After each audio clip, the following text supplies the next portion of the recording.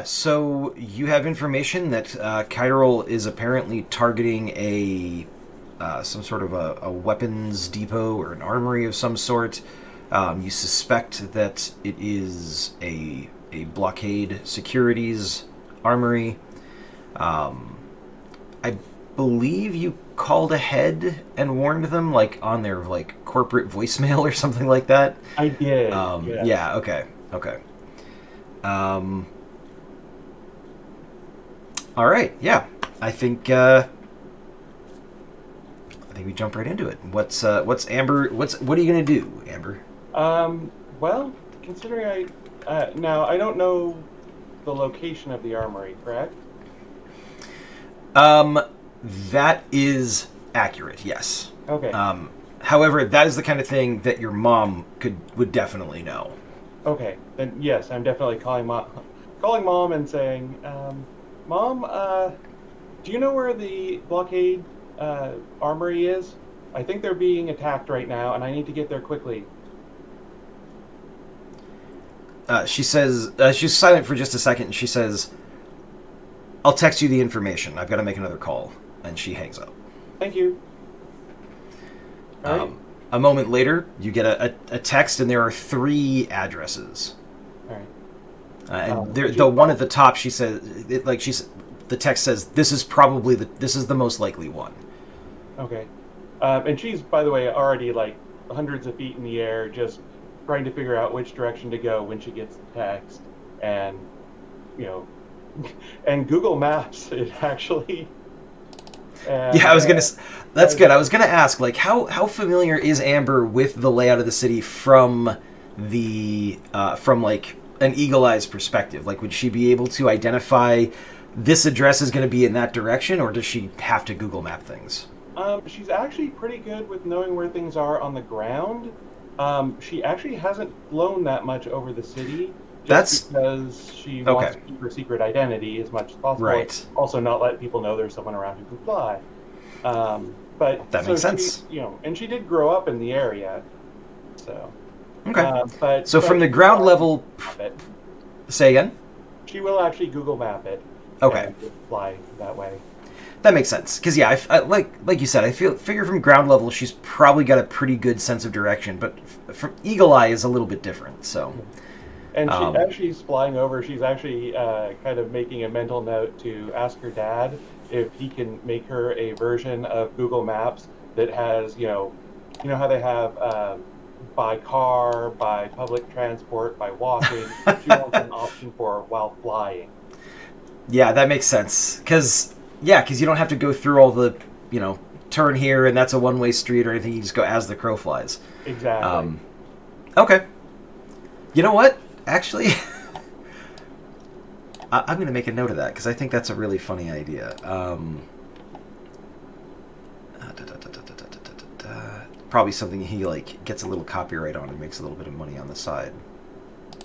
Yeah, you could probably sell it to other, or not even sell it, but donate it to other superheroes, and then other people just want it as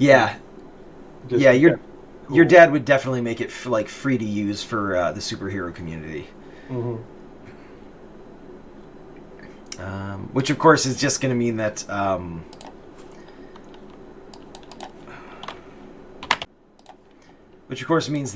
superhero fanboys and whatnot are going to be they're going to get access to the app so they can track which routes are being searched and things like that. I'm sure it won't come back to bite anybody in the long run. No, of course not. There's no hacker tech villains that are going to find that kind of information and use it to intercept heroes or anything.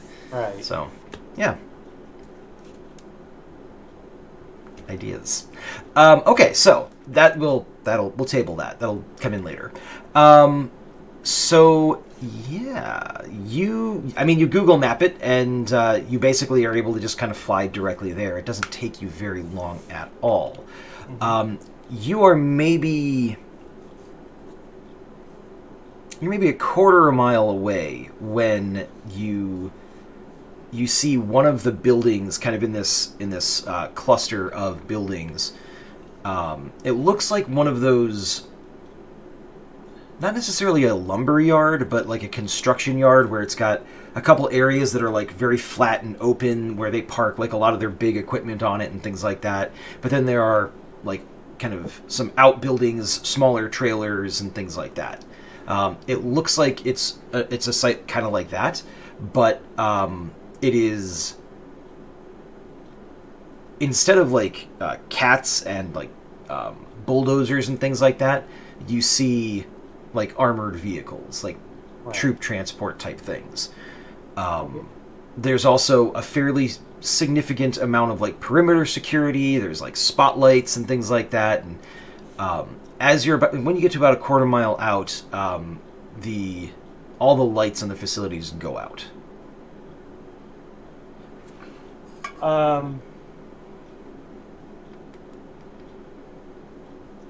I'm actually going to, let's see. I will fly up and do a quick scan to see if I can see, basically, are there any guards knocked out, that kind of thing. Okay. Any windows mysteriously open, holes in the window that have been cut out with a glass cutter.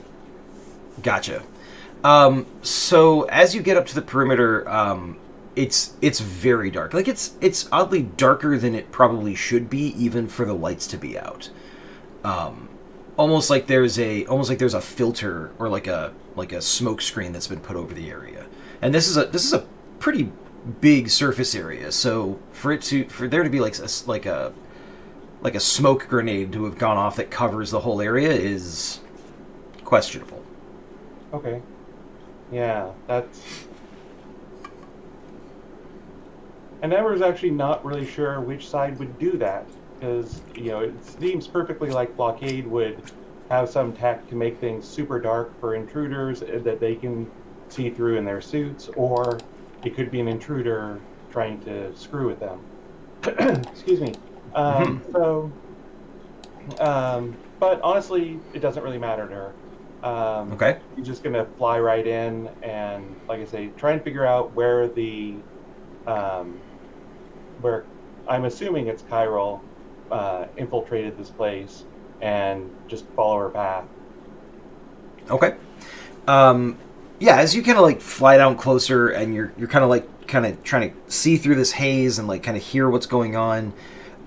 You hear like this sound that is, it's almost like a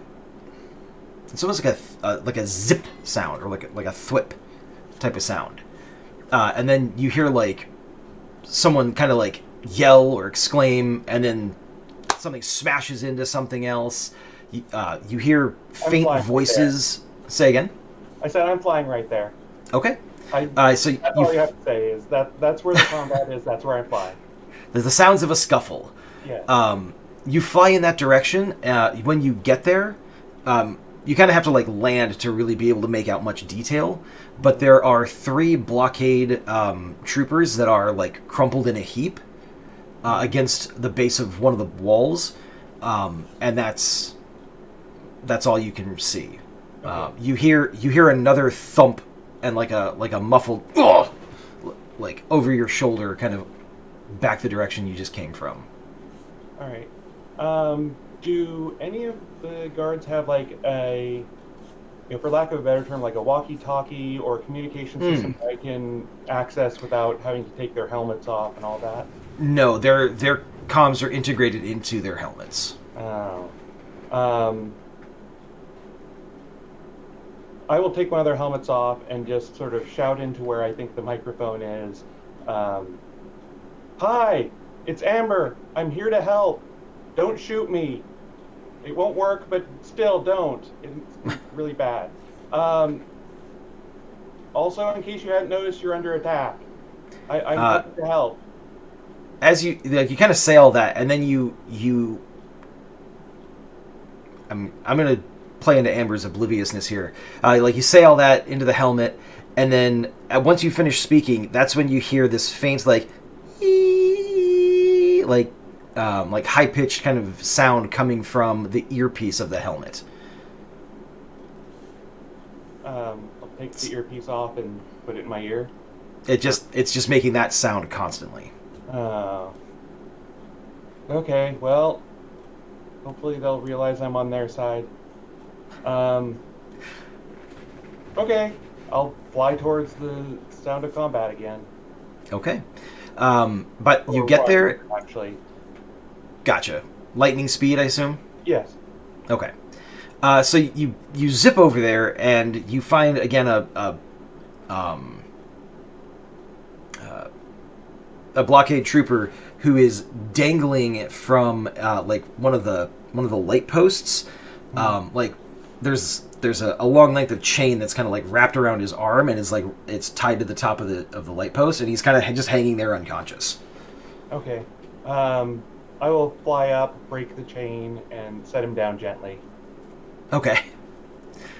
That continues for probably a couple of minutes where you're like kind of following the sounds of the combat, and finally it leads you to like the front door of this armory, and you see a kind of through this haze you see a figure standing at the door, kind of very casually kind of tapping away at like a security panel on the wall.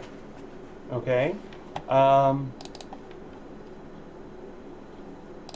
Stop that, I say, and do my best hero pose. Oh, sorry. The figure looks over her shoulder, and you get a little bit closer. You can see that it's Chiral, and she says, "Oh, I was wondering how long it was going to take you to get here." And she goes back to what she's doing. She's tapping away at this thing. Look, I don't know what you're up to, but you've hurt a lot of people, and you've got to... They'll be fine. They have an excellent medical plan. Well, that's good, but no, that doesn't matter. No, you've got to stop. And I don't want to have to fight you again, but I will if I have to. Well, I kind of assumed you did want to fight me again. Otherwise, why would you follow me all the way here? You're sending mixed signals, dear. And there we go. And she taps one final button, and the door opens. And she waits and just says, "Are you coming?" Huh? And she says, she kind of waits for a second and says, "Are you coming?" And then she walks into the building. I will follow after her, kind of confused, because she kind of figured that Amber kind of figured this is where Chiral would attack her or something like that. So okay. You get inside the door, and it's basically a large open area. Like, I don't know if you've ever been like in a big warehouse facility. Basically, it's like that, but obviously there are shelving units that have containers, and they're marked with like military ordnance, and it's not all weapons. Some of it's like support gear and things like that, but it's basically all paramilitary equipment. Very, very expensive stuff. right. I might add. You probably recognize it from like seeing some of the equipment your dad works with, also kind of knowing what your mom does. Like, you'd be like, yeah, this is not the kind of thing that just anybody has access to. Right. And as you step in, a guard kind of comes around the corner and like is leveling a rifle, and Chiral like blinks out of sight for half a second, and then like appears behind him, and she grabs the gun and smacks him over the head with it and disassembles it like almost like faster even than you can keep track of. Oh, okay. I will fly over I run over and make sure the guard's okay, move him out of the way, and then be like, "Stop doing that." If I don't, they're going to shoot me. And then instead of just picking up someone who's unconscious, you have to clean up blood. And blood is so difficult to get out of a suit. By the way, we need to talk about your outfit. You could also just surrender and not be living a life of crime. That's an option. No, it isn't, What are you dear. even doing here? So, after you ran me off from what I was trying to do at the Anderson residence the other day, I realized that I needed to change my target. I collect rare samples. Buy those on eBay? Not these, no. In particular, Blockade has a model of rifle that they are only technically legally allowed to use under extreme, like, national emergency situations, but they're powered by small, like, plutonium cartridges, and I need a few of those. So this is the easiest way to get it. Why would you need something like that? Why would anyone need something like that? I'm just a collector, I guess. That's not a good collection to have. People collect all kinds of strange things. She kind of like turns around and like kind of waves you to follow her. She's as she kind of like walks down down these babies. She says, following. They're not worth anything though. Still, that means you can get more of them. There's no satisfaction in collecting something that's easy to get. All right, how about just something that's like rare coins or something that's hard to get, but... Oh, I've stolen some of those too. I've stolen some of those too. Those sell well, actually. You'd be surprised. But yeah, so good. Focus on that. Well, I mean, work can't be a girl's only focus. Ah, I think this is it. And she kind of like stops and she's looking at some of the crates and she seems relaxed as can be. So before she does anything, Amber's gonna say, "Hey, don't open that crate because if you're getting guns with plutonium in them and..." Oh, I don't want the guns, just the cartridges. That's even worse somehow. I don't know how, but it's worse.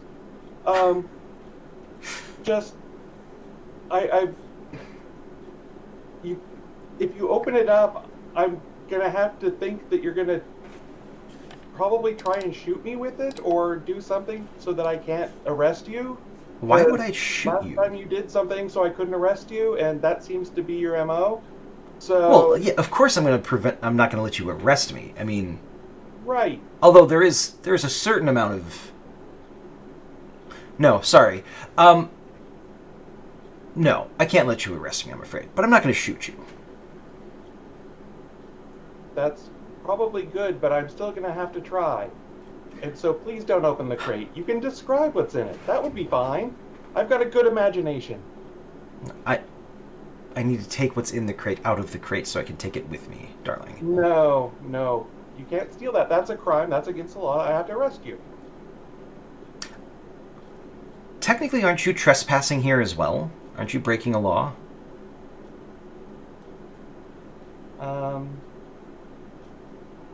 No, I think it's different because I'm stopping a crime in progress, and it's different.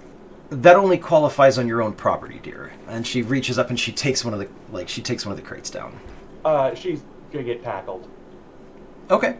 In that case, we will pull a card. Oh, the event is hazmat leak. Oh no! I'm sure these plutonium cartridges are going to be just fine. Yeah, that's great. All right, go ahead and give me a... It'd probably be a strength action if you're trying to like physically tackle her. Yep. And wrestling would be the applicable skill here. So. Which I have. You do. So, I'm going to go ahead and play my 4, which lets me draw another card. Mm-hmm.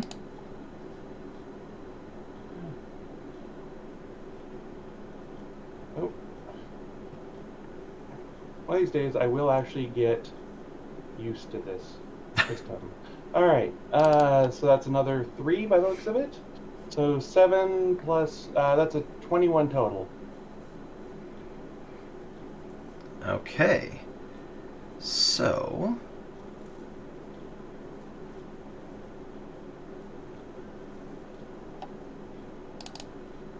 Oh, okay. It is a near thing.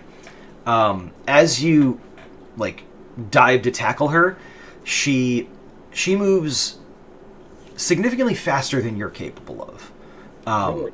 But because she was like turned around and reaching up, and she had just kind of like pulled the case like off the shelf, just slightly past the focal point, she has to like, basically account for the weight of this thing, and so you do manage to tackle her, even though she tries to like dart out of the way. So go ahead and draw your card back, but we are going to say that as you tackle her, because you're pretty strong and you didn't hold back, you used your full strength there. Oh yeah. Because I know she can take it because we fought before. Yeah, she's got some tricks up her sleeve. Like the case, the top of the case like kind of grazes against one of the steel supports for the shelf, and it kind of jars it a little bit, and then it goes bouncing away, and it hits the ground, and there's this cracking, and it bounces a couple times. And by the time it comes to a stop, and like kind of skids a little bit on the concrete floor, the lid has popped open, and several of these small, they sound like metal, but they look more like kind of like a pale ceramic color. They're maybe, let's see, they're probably about as long as the average smartphone these days. Okay. But they're basically like cylindrical rods with like a couple of electrical connections on one end. Okay. And go ahead. I was just saying, I'm imagining one of those going down the back of Amber's shirt, like in the Simpsons opening. Oh yes. He's walking around with the inanimate carbon rod, or no, plutonium rod. Yeah. Maybe that'll happen. We'll see. So yeah, you tackle her, and all these things go kind of scattering on the floor, and she kind of like she says a bad word, but it's in a language you don't speak. So but you can tell from the inflection and everything like that it's a curse word. Right. And like once you've tackled her, she kind of just lays there. And I imagine that she's kind of like on her side, like with like one arm kind of pinned under her, and she kind of she just lays there for a second. She says, "You really didn't have to do that." It seemed like I did. I mean, listen, if you want to get close to me, all you have to do is ask. Okay, now, that'll make it easier to arrest you, I guess. But come on, we've got to get to the police station. We may want to clean up this mess first. Otherwise, there's going to be a much bigger problem for you to respond to. And she kind of looks over at the canisters, and one of them has definitely cracked. There's like a little bit of light kind of okay glowing through it. So I remember last time when I was flying her to the police station, she pressed something that was on her belt that let her turn into that mercury form. Mm-hmm. I'm gonna look for what she pressed and then just remove it. Like if it's just her whole belt has those buttons and things on it, I'll just remove the belt. Okay.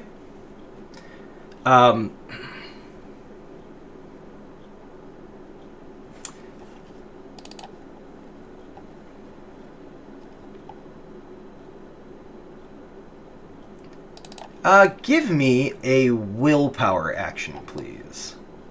Okay. Is this a noticing willpower action, or? Yes, it is. I was afraid of that.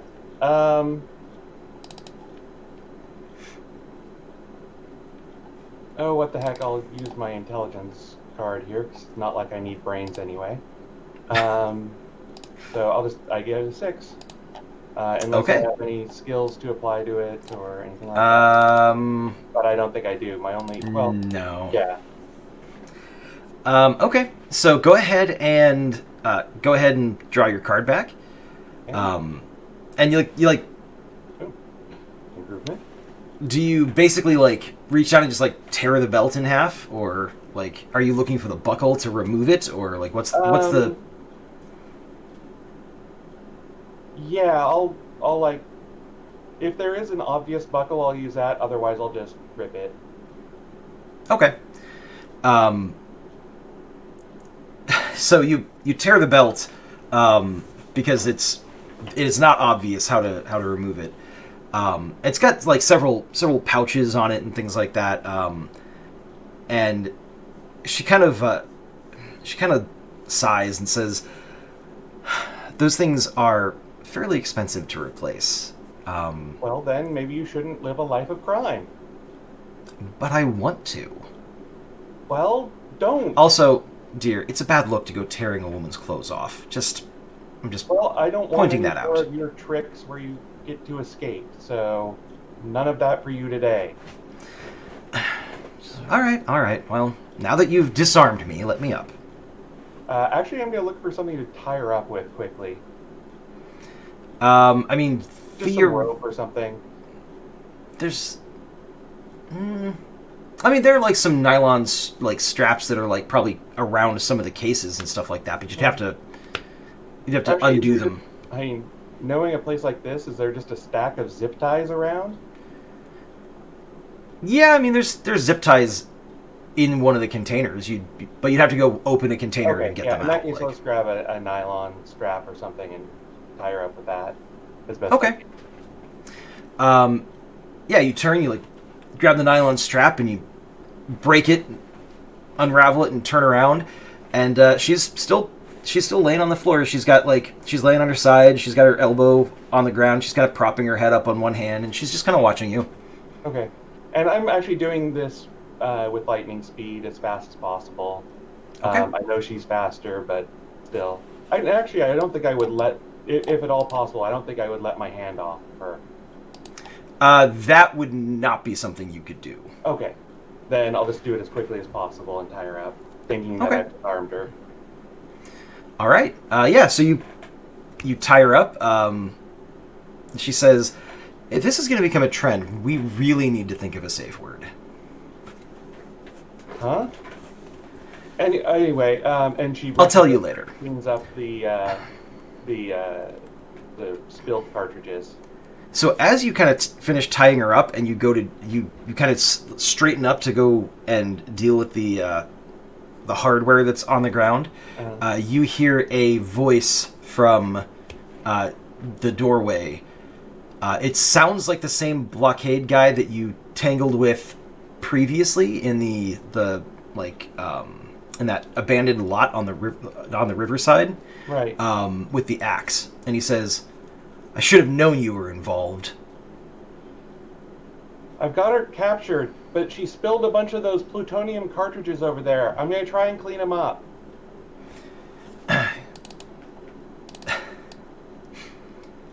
He does not seem to really be listening. There are a couple of other soldiers with him, and he says, "Secure that one," and then he kind of stalks towards you, and he takes his axe out from the harness on his back, and he says, "Didn't expect to get a rematch so soon." She said, Look at the spilled plutonium. Let me clean it up, and then you can fight me, okay?"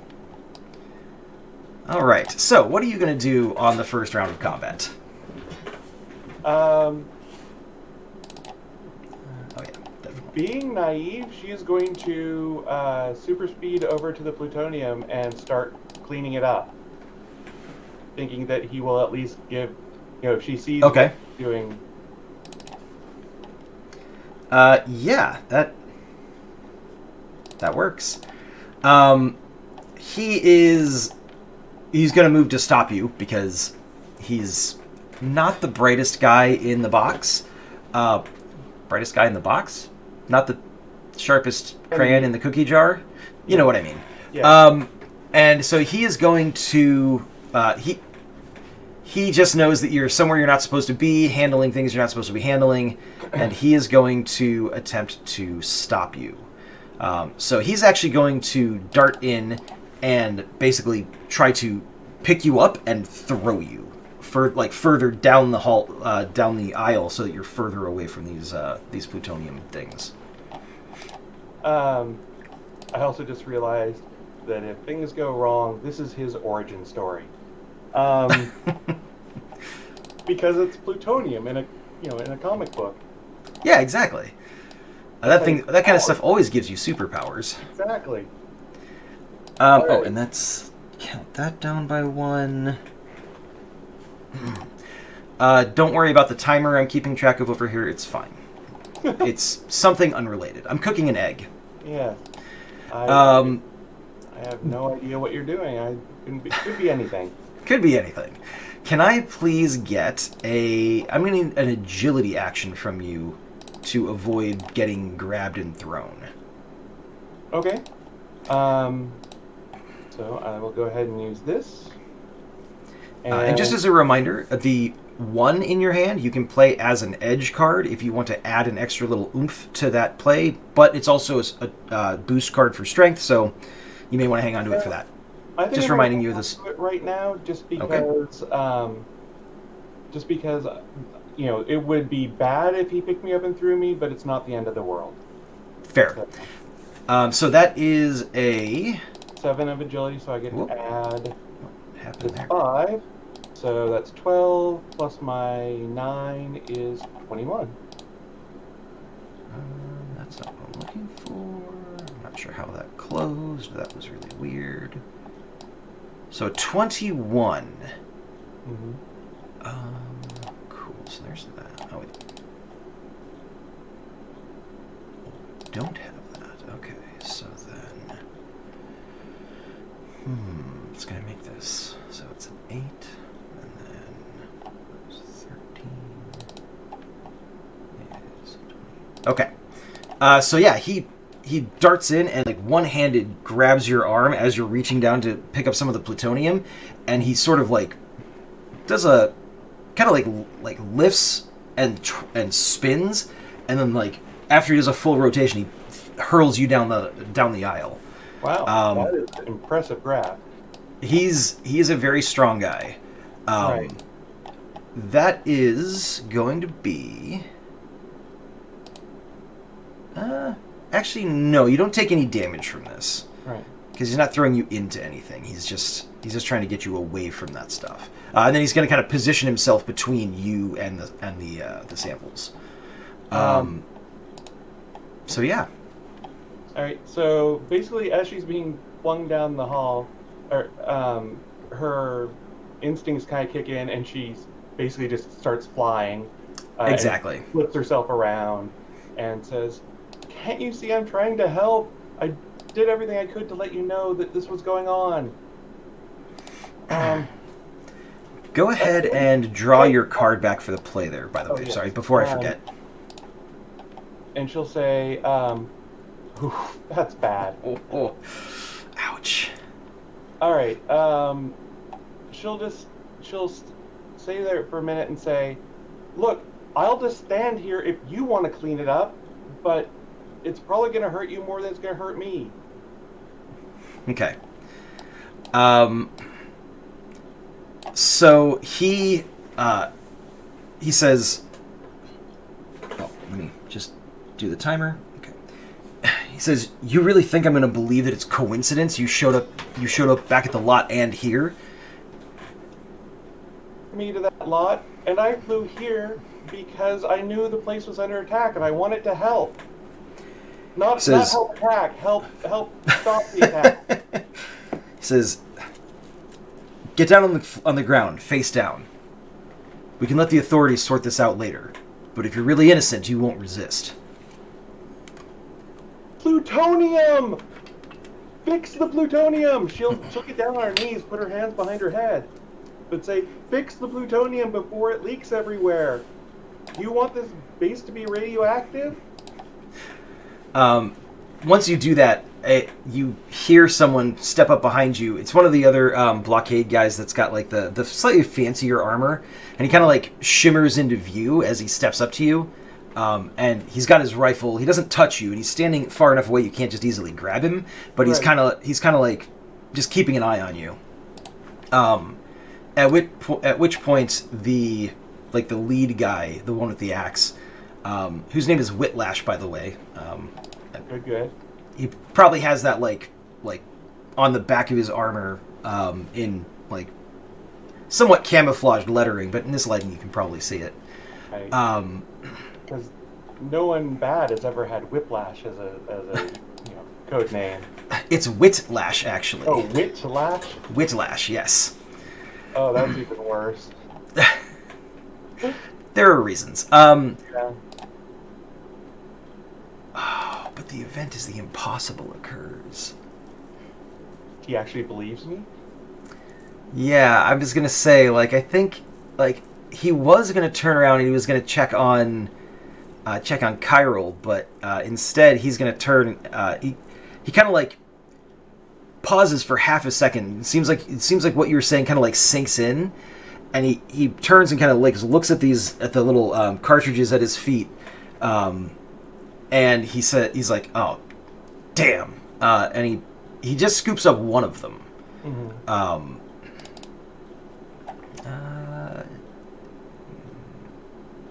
Okay, yeah. He scoops up one of them and turns and tosses it at the guy that is guarding you.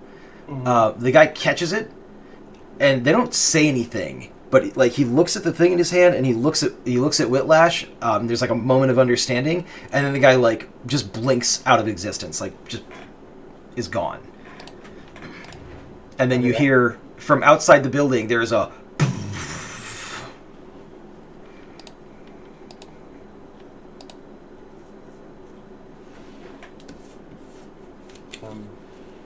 There's a what? There's an explosion. Oh, okay. I'm sorry. You cut out on that. Oh, yeah. I always forget that my microphone will cut out sound effects rather than actually have people hear them. So sorry about that. No worries. So, say, now do you believe me? Can I help now? The explosion and everything like that. He doesn't flinch, but he kind of cringes. He's not quite sure how that has played out. But actually, how does that play out? He might be okay.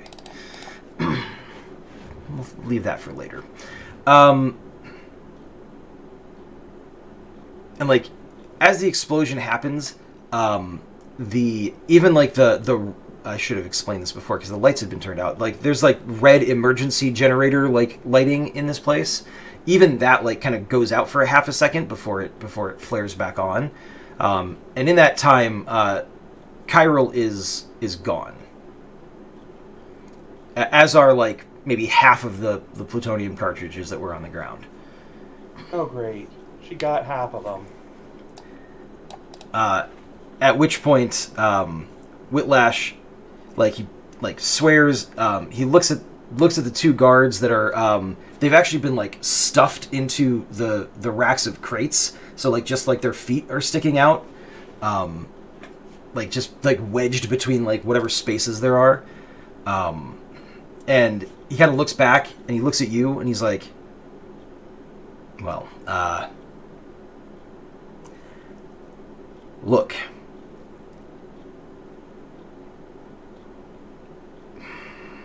I'm gonna get in so much trouble for this. And he kind of puts his axe back and he starts picking up the remaining stuff from the crate that's kind of spilled on the floor, and he starts packing it back as best as he can. Right. He's like, you can get up. Okay, she gets up. Is there a safe room this has to go to, or is it going to be contained in that crate? He says, well, no, the crate's borked, so we're gonna have to put it in one of the secure rooms. He double checks all the cartridges to make sure that none of them are breached or anything like that, and he locks it up as best he can. And he's like, all right, well, I mean, you're not supposed to see this, but come on. And he kind of just starts walking away. All right, she'll just pick it up, basically tuck it under her arm and start walking with him. He doesn't fight you on that. He lets you carry it. Mm-hmm. He says, oh, and before she leaves, she will grab the broken chiral belt. Okay, yes. That is still there. She did not grab that. She wants her dad to see that. Okay. As you're walking, the guy says, "What's your name, anyways?" They call me Amber. John Creedy, or just Creedy, and he kind of like puts a hand out, but then realizes that's the hand you're using to like hold the thing, and he kind of awkwardly like just lets his hand drop and he keeps walking. Oh, yeah. Thank you. Nice to meet you. It's like, so what's the deal with you and... I don't know. She's been trying to steal things that just happen to be near where I am, so I get a chance to stop her. But I don't know what her game is. She claims she's just collecting rare weapons and things like that. I mean, she seems to be just a thief with powers. But lately she's just been stealing stuff so you can be around to catch her, huh? No, that doesn't seem right, because, I mean, she always That's what you said. Well, no, I don't know. Maybe it's coincidence. Maybe, I mean, there's only so many, superheroes and supervillains in Portland, so... I suppose that's true. I don't know what her game is. Well, I gotta look at her. Once my guys back there wake up, they'll be able to confirm a description, and we'll get that out, see what we can find out about her. In the meantime, for your assistance here, Blockade Limited will not be pressing charges against you for trespassing and destruction of property. I didn't actually destroy anything. That was all her.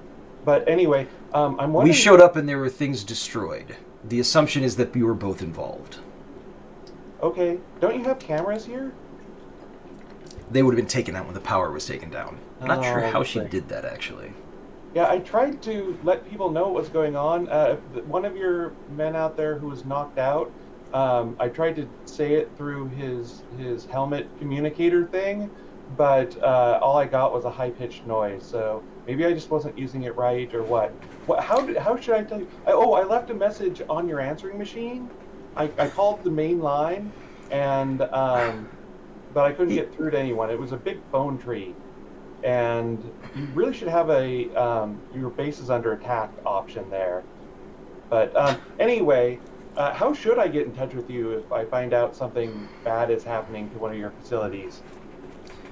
Well, in a couple of days it won't be an issue anymore because the union vote will have gone through. Blockade Limited will be responsible for keeping security in the city, and you can go back to whatever life you live normally. So, I would say don't worry about it. But I mean... He gets to a door, he kind of punches in a code and opens it, and he says, you can just put it on the floor. She does. She's like, but the vote for the union's going to go through, right? So we'll be working together. Says, not if my boss has anything to say about it. He's thrown enough money at it. Huh. Why would he do that? Why wouldn't he want, people working with him? He kind of like blinks at you like in a you can't possibly be this oblivious like moment, and then says, you realize that the more of you there are in the city, the less work there is for us, which means our contracts lose value, and thus the company loses money. Why do you think we do this? Well, but I mean, there's still going to be plenty of, stuff that we can't... even with the whole superhero union, there's only going to be like, probably 5 or 6 of us. We can't be everywhere at once. Look, kid. When a city has a dedicated group of superheroes, nobody is going to pay the kind of prices that we charge to do what we do. They're just going to assume that the heroes are going to come save them pro bono and get them out of whatever jam they're in. So, that happens, we pack up, we go to another city that doesn't have a union. Okay, well, see, still, you still have business then. You don't have any idea what it costs to set up an operation like this. So let's just agree to disagree. Anyways, that's fine. And I mean, and still, and just want you to know. I know there's no hard feeling. I'm trying to help out here. I get how you thought that I was on her side, even though I wasn't, and all that. So no hard feelings on that. So, I just want you to know I'm if we do get the union and we do end up, I hope things go well for you. Thanks, kid. You know the way out. He's like, Okay. I gotta go check on my guys. All right. And she, runs till she can fly and flies off.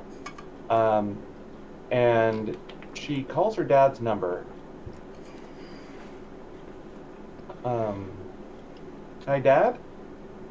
Um, Chiral stole your dad's phone back in the lab, so she answers. Oh, I'm sorry. Where are you? She says, "Oh, I'm halfway to Canada now. Don't bother trying to find me. I'll be leaving Canada tomorrow morning, and, it's going to be a whole thing. But I'll be back. Can never stay away from home for long." Wait, you're from Portland? Well, I mean, that's where I'm staying currently, yes. Okay, well, and she's gonna, basically, I'm flying home as fast as I can. And just like, wait, so you're from Portland? How come I've never seen you around here before? It's not that big of a city. It's called a low profile, dear. You might want to look into, setting it up for yourself. No, when you're a superhero, people need to know you're around so that you can help them. Because otherwise, how will they call you for help? Right? That makes sense, right? I suppose if you want to stick to the superhero thing, that makes a certain amount of sense. Oh, I'll drop your dad's phone in the post, so it should get there. And you know what? I'll spring for overnight shipping, so it'll be there day after Nice. tomorrow. That's polite of you. And as soon as she gets home, she's basically going to basically find her mom immediately, point at her phone and say, and mouth, "Phone. Find it. Okay. Please." Okay. So Carol basically, said, she's going to stall for time until she gets home and say that. okay. So, yeah, Carol doesn't exactly... She doesn't stay on the line for much longer. She basically says, it was really interesting meeting you, and I look forward to running into you again. Maybe next time it can be under slightly more casual circumstances. That would be nice, but still, I consider, coin collecting or stamp collecting. I hear stamp collecting's nice, and it's a Ooh, lot there was that less stamp violent. collection that's on display. I think it's a museum in Russia. No. That's a great suggestion. Click. Yeah, so she's going as soon as she gets to her mom, she's like, "Chiral has Dad's phone. Can you find it?" She says, "Oh, your dad told me when he called me earlier. I've already had some people looking into it. It's well, I'm just on the phone with her. she's fast, Yeah. so I don't think we'll be able to track her down in time. But at least we'll know what route she took, and we might be able to find some leads." Oh, one thing. This might be a little bit my fault, but she might be trying to eventually break into a museum in Russia that has a really good stamp collection. Your mother, in her typical unflappable fashion, gives you like a half a second of, "What?" And then she just like picks up her phone and she starts typing. Okay, thank you. She says, She has a bunch of radioactive plutonium cartridges with her. So if you can find, like, if you have like a big Geiger counter or something that can detect radiation. she does like one of those things where she like raises one finger and kind of shakes at you, says, "Now that's a good idea," and she types a little bit more furiously. she says, "Oh, by the way, on your bed." Mm-hmm. And then she's like, that's like all she says. She's like engrossed in her. She's engrossed in her phone. She'll, actually, knowing her mom, she's going to lightning speed up there. Okay. See what's on her bed. It is a. Your mom's never been one for like really fancy like gift wrapping. Mm-hmm. It's just a box with like a very basic like ribbon, kind of tying it closed. Right. But it says there's a card on it that says if you're going to be out gallivanting, you at least should be wearing the right kind of. You should at least have the right look. Love, Mom. Mm-hmm. She'll lightning speed it open at that point. Ribbon and cardboard just everywhere. Yes.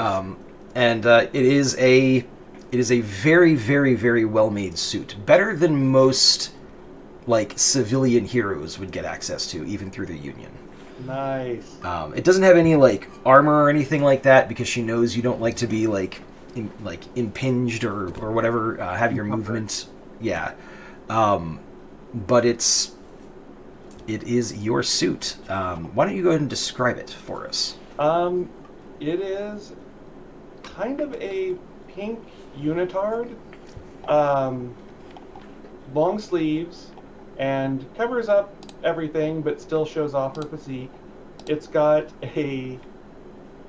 for lack of a better term, a belt with a fanny pack on it that she has, and she is going to put this on as soon as possible after admiring it, with just huge eyes for a few seconds. So she's gonna put it on, and the fanny pack is in front, and it's got let's see, I don't know if the boots would be integrated or not, but it definitely has boots. Yep, there it is. Oh, that was way bigger than I expected it to be, but there we go. Gotta love the fanny pack. It is a tactical fanny pack, I will say. It's not just some like I bought this at the mall fanny pack. It's no. I imagine the fanny pack will protect whatever is inside and may be lead lined and all of that. And yes, you can see the amber necklace that she always wears that her mom gave her when she was probably 13. And yeah. So, but yes, and it comes with a matching pair of boots that have just enough heel on them to look feminine, but not enough that she's wearing high heels. Not enough to be impractical in an emergency. Right.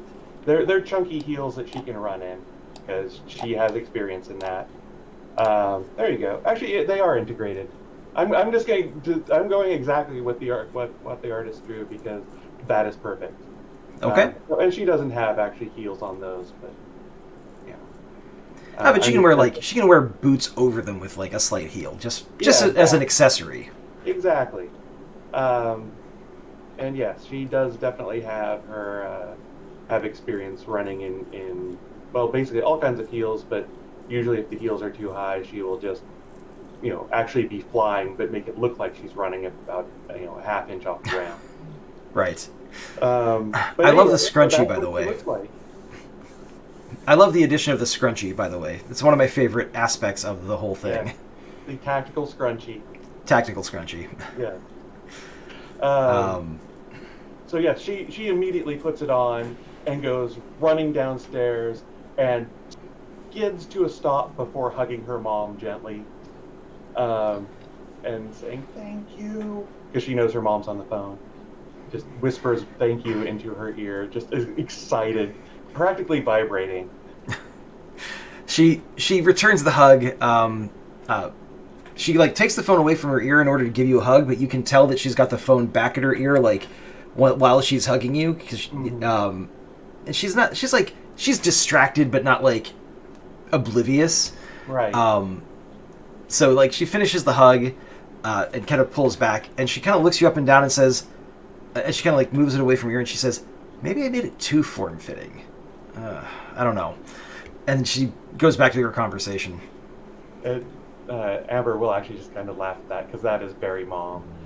Uh, and actually rushes off to see if she can find her dad if he's home yet. He is. He is. Yeah, she will just lightning speed into the room and like, look, Dad. Well, look, he's in the bathroom, the door closed. She will wait then, but she's just gonna be standing there like tapping her foot impatiently. After a moment, you hear him say, "I'm taking a hot bath, kiddo. Can we? Okay. I'm sure it looks great, but I will see it later." Okay. Mom got me a super suit. So excited. Of course she did. How do you think she got the measurements? You think she did that? No. Come on. Thank you, Dad. You're welcome. Best dad ever. Best photo shoot later. And she will run back into the room and just write down a note and hand it to her mom that just says, "Need to fly for a while. We'll be back soon. Have phone." And she will tuck her phone into her new fanny pack very excitedly, and then just go out and just fly as fast as she can to basically burn off some energy, and also to test out the new suit and make sure she can do all the things she expects to in it. Yeah, you got to make sure that it'll stand up to high speed. Mm-hmm. Yes, I think that's kind of like a perfect ending panel, like ending imagery for this arc, is her big smile on her face, like zipping up into the sky away from her house. Yeah. Well, her parents' house technically, but.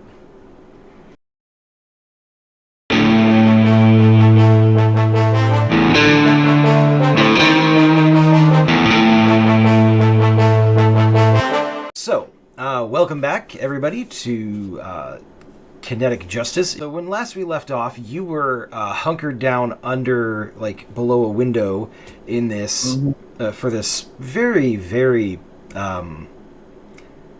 let's say roughshod looking industrial building, like an auto garage type of thing, in a rough part of Portland. Spying on someone that you had been tracking in response to the disappearance or the theft of this locket that a woman by the name of Morgana Fayette had come to you asking you to help retrieve. The individual in question is a villain by the name of Coyote, and seems to have a partner of some sort inside the building. You're not quite sure the details on that. Anything that I've missed? I don't think so. Other than my one, because I did manage to catch up. The minute I heard him say he smelled me, I turned my force field on.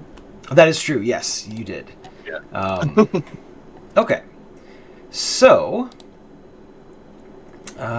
you are. Or this leftovers. Say again.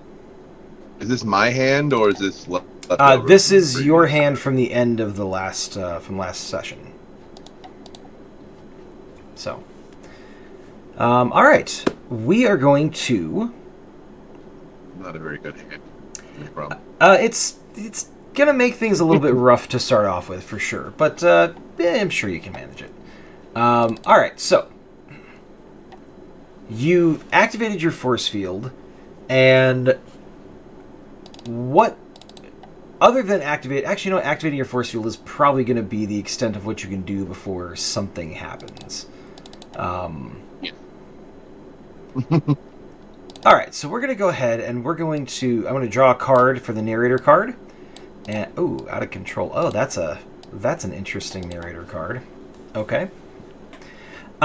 So you hear him say, "I recognize that smell." You activate your force field, and just as you do, you hear a faint humming, and then the glass in the window above you starts to rattle, and then it shatters outward just before the wall explodes, basically. And you've got your force field up, so you're fine. But it does kind of throw you like a little ways into the sort of like lot that was between the chain link fence that you entered and the building itself. And as the dust like kind of clears and the debris settles a little bit, you kind of like, get to your feet, and standing in the jagged hole, there is a very kind of like wiry, almost like awkwardly kind of gangly limbed man dog beast. The coloring of a coyote. This is the same person you saw at Brock Kentman's estate when you showed up there. He's looking a little bit more ready for a fight at this point. Just behind him is a very slight kind of feminine form, probably like 5'5" or something along those lines, and she's wearing some sort of like high-tech body armor, and lots of like orange and kind of copper and yellow, and it's got these wings that are basically just going a mile a minute. And she's got like a couple of knives in each, like a knife in each hand. The overall like vibe you get from her outfit is that it's very like Hornet inspired. Not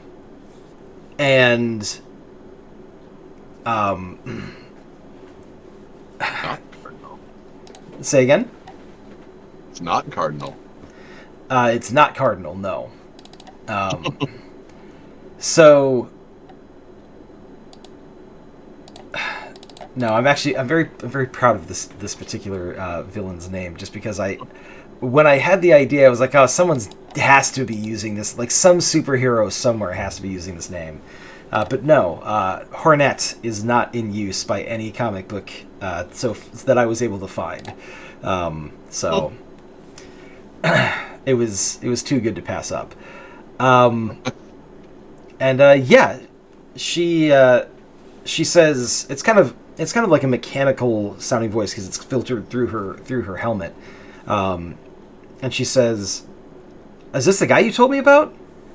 And Coyote kind of like growls, and Hornet just says, "Huh. He's bigger than I thought." And yeah, so fight's gonna kick off. What actually? Oh well, yeah. You're definitely the smartest one on the field at the moment. So, Hornet is going to throw one of those knives in her hands at you. Coyote is going to kind of like dart in and try to slash you with his claws. So you'll have to dodge those in whatever capacity you decide you want to, or you can just kind of take the hits, I suppose. But what active action are you going to take? What are you going to do to them? Because I have my field up, I can use it to attack, right? Yes, correct. Sorry, okay. Sweet. Then yeah,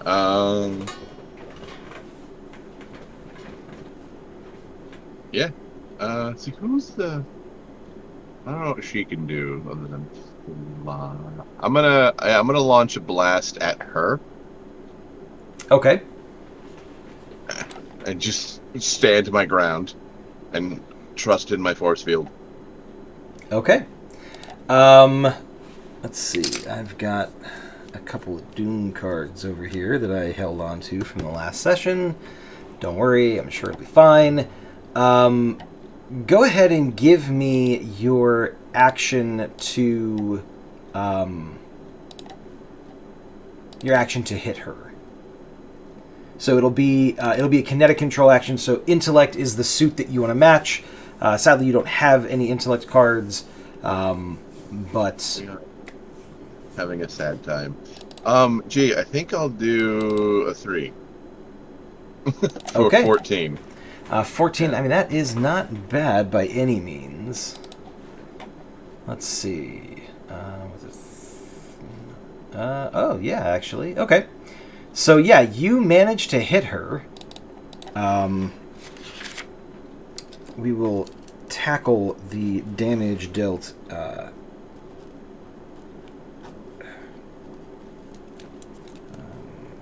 at the end, because that's the way we do it here. And okay. And there we go. Okay, so we're going to do that. All right, so that's going to stay over there. So then you are going to get attacked by both of these villains.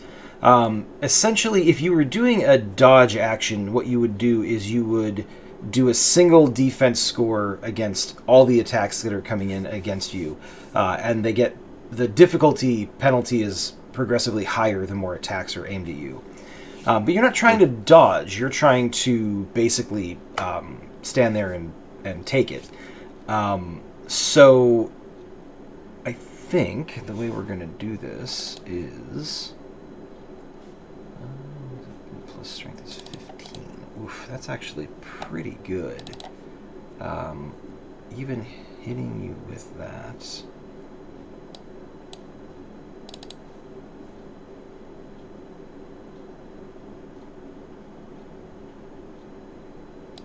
Okay, so here's the thing. Coyote is going to do... he's going to make use of a skill called Fast Exit, which basically is he basically like tries to run past you, like slash at you, and then kind of get out of range of like a counterattack in melee. The problem is if the target of that has a higher intellect than their agility, then it opens them up to a counterattack, essentially an opportunity attack if you're familiar with D&D. Yes. Which is something that you will be able to do because you have a very high intellect. Normally his agility would easily beat somebody's, but he wasn't counting you being quite this quick-witted. So yeah, that at the end of the round you'll get a chance to do a kind of a counterattack against him. But he like darts in, slashes you.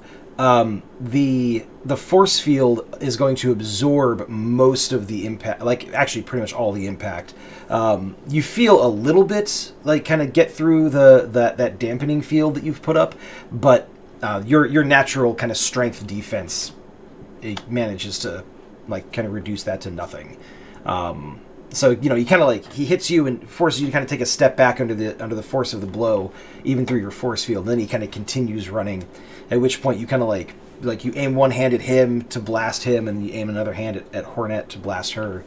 And then because of that, you don't really see the knife. Like you see her like kind of ready to hurl it, but you kind of like turn to track his movement, and so it kind of surprises you when the knife actually punctures your force field. So that is going to be that's an 11. Yeah, so the knife does hit you, and the tip gets through your force field, and the blade just barely manages to kind of like pierce your side, because you don't have any body armor, right? No, okay, cool. I just wanted to make sure. So yeah, you're gonna take after. So it's 15, but minus. Okay, so you're gonna take 4 points of damage. And I'm also going to need you to make me a strength action here in a second. So, what we're going to do is she takes a couple points of damage. I've applied that. Her armor seems to be pretty sturdy. It's not the toughest like powered armor on the block, but it's pretty good. And then I need you to please give me a strength action to resist the poison coating her dagger. Interesting. Then we'll play this here strength card. All right, so that will give you a boost, so you get to play the top card of the deck and add it to that. That's not great. Oh, that probably could have been a little bit of a better card. Let's see here. 4 plus 4 is 8. Okay. There we go.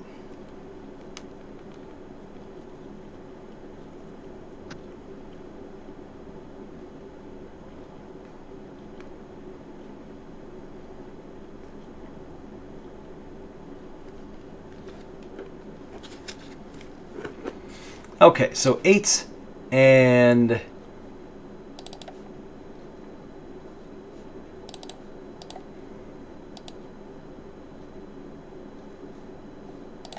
Alright, so that's going to be an additional 3 points of damage from the poison. So go ahead and draw your 2 cards back, and then you'll have to discard 7 points worth of cards.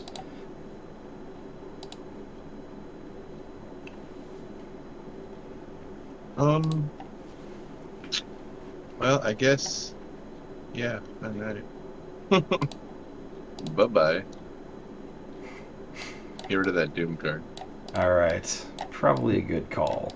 Now, on the plus side, when you discard a Doom card for damage, I don't get anything out of that, so it's not the same as playing a Doom card. Oh, give me... I need a contingent, or basically at the end of the round, I need your attack against Coyote, please. Coyote, yeah. Well, I have 1 card, so 13. All right, and that's not terrible. Let's see.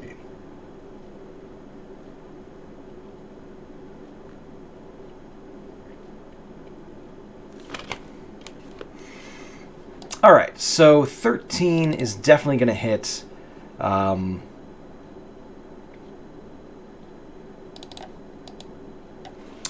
Okay, so he is going to take actually a pretty significant hit.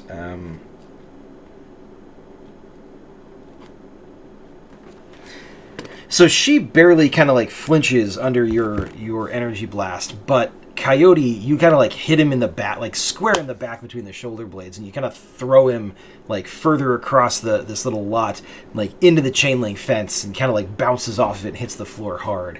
Kind of like has to drag himself to his feet and kind of shake his head to clear it. Go ahead and draw your card back for that action, and then we will go into the next round. Ooh, well, that intellect card is probably going to work out well for you. It's something. Okay, so the card that has come out is a neutral card, so you don't heal, but also neither do the bad guys, so that's probably a good thing. Hornet is going to... Hornet's pretty straightforward. She's going to zip in towards you, and she's going to try to like slash you with like the other knife that she has, rather than throwing this one at you. Coyote's a little bit more wary. He is going to...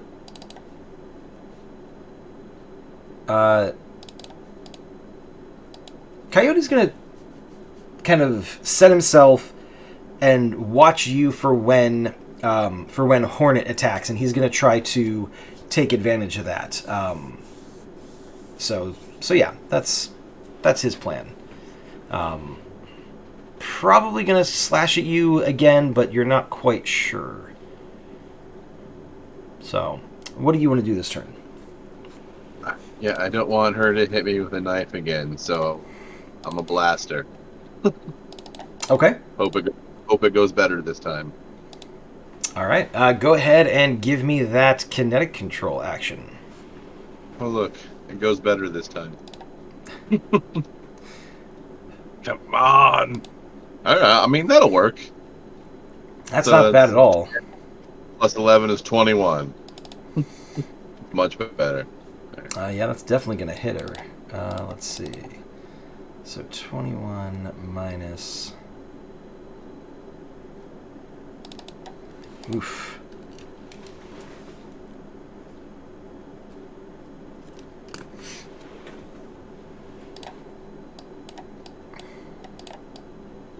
Okay. So as she darts in and she kind of slashes at you with the knife, that's going to be...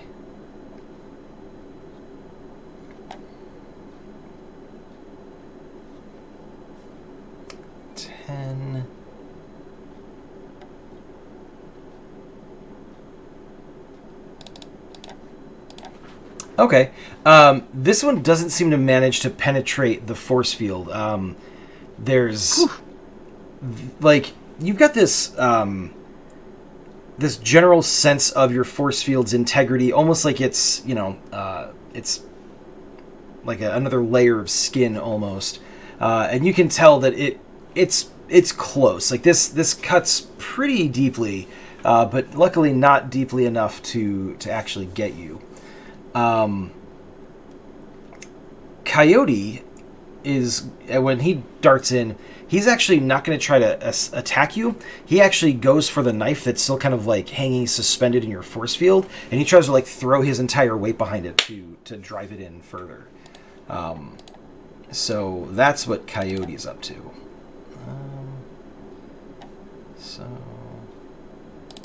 Unfortunately, Coyote's not very strong, and that card was not really what he was looking for.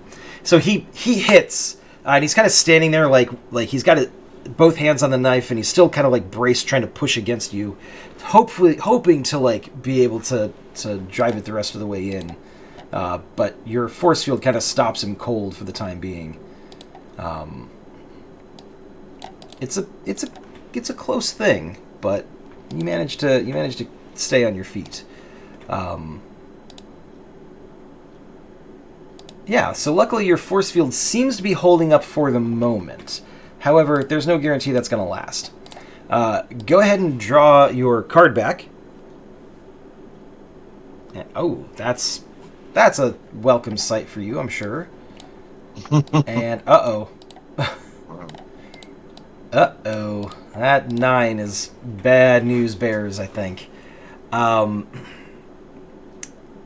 so Hornet is going to... Hornet's going to fly up a little ways so that she's kind of out of your direct reach. Obviously, you can still blast her, but she is going to... she kind of flits back and forth with her wings, almost as if she's trying to use her wings to fan something towards you. And the faint whiff of something kind of reaches your nostrils just as this happens. Coyote is going to, again, like, he's going to really lean into this attack with the knife that he has his hands on. What are you going to do? If possible, I would like to just go ahead and blast Coyote and, like, zoom away from whatever she's blowing at me a little bit. Okay, fair enough.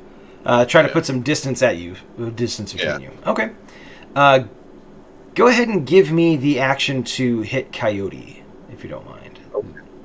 Okay. Pretty straightforward, easy decision there, I think. 21 again. 10, 20, I mean, you can't argue with getting 21s repeatedly, so let's see. Coyote has a 16. Doesn't have that. So that's definitely going to hit him. So 21 minus 4.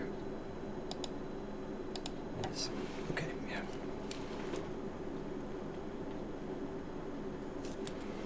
Okay. And then, so I'm going to put those cards away. Give me a... go ahead and draw a card back, because you need a card to play for this. And give me an agility action for your lightning speed. Wow, okay. That's a well-timed card.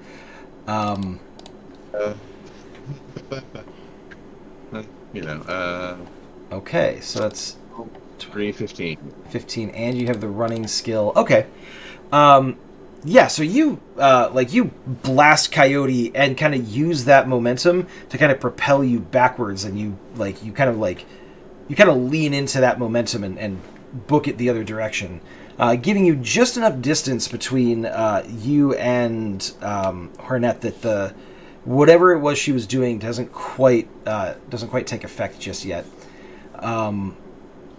For Coyote's part, he goes just somersaulting, like head over heels, flies across the lot, tumbles, bounces several times, hits a wall, hits a wall for the auto body shop that they were in, blasts through it. There's another crumbling of wood, shattering of glass, dust and debris. It's a pretty, because you've got the max only limit for your kinetic control. So when you hit somebody with it, you really let go with it, and it just ragdolls him across the lot and through the building. So yeah. I guess he needed a nap. You're not wrong.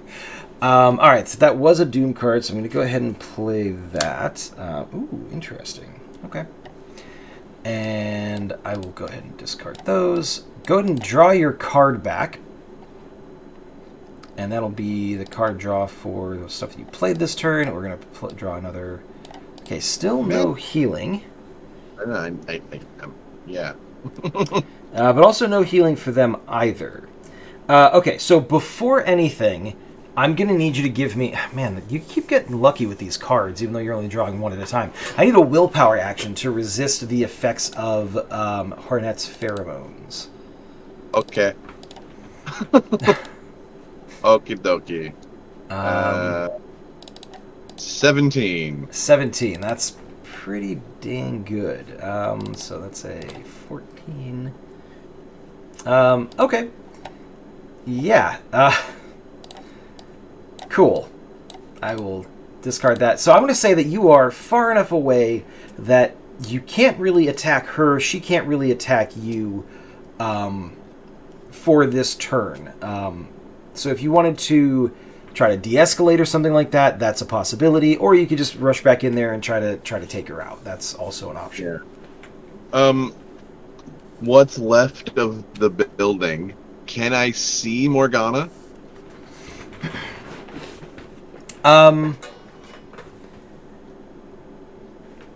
Do you have any... you have observation. Yes. Yeah, you can, you through some of the dust and everything that as it settles, you're able to kind of spy her inside the building.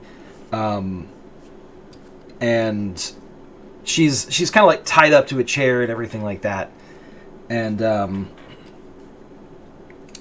Hornet's... Oh, go ahead and draw your card back. We'll discard this card. Oh man, that's another one. Hornet kind of she's kind of hovering, kind of watching. She notices that you kind of look inside the building for a second, and she says, she's got a sort of an amplifier or something along those lines built into her suit, because she's projecting really, really well, very clearly. And she says,